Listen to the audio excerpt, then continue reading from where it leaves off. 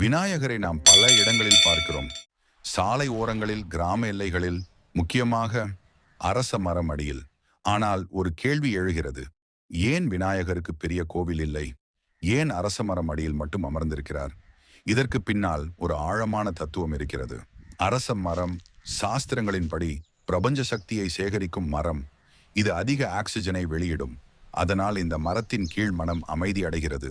அந்த சக்தி நிறைந்த இடத்தில்தான் விநாயகர் அமர்ந்திருக்கிறார். கோவில் இல்லாமலே, கட்டிடம் இல்லாமலே, இயற்கையே அவருக்கு கோவில். விநாயகர் எளிமையின் தெய்வம். உயர்ந்த கோபுரங்கள் அவருக்கு தேவையில்லை. ஒரு கல், ஒரு மரம், ஒரு சிறிய மஞ்சள் பூ, அதுவே அவருக்கு போதும். அதனால்தான் எல்லோருக்கும் அணுகக்கூடிய இடத்தில் அரச மரம் அடியில் விநாயகர் இருக்கிறார். மேலும் விநாயகர் ஒரு காவல் தெய்வம். கிராம எல்லைகளிலும் பாதை சந்திப்புகளிலும் அவர் இருப்பது தீய சக்திகளை தடுக்கவே.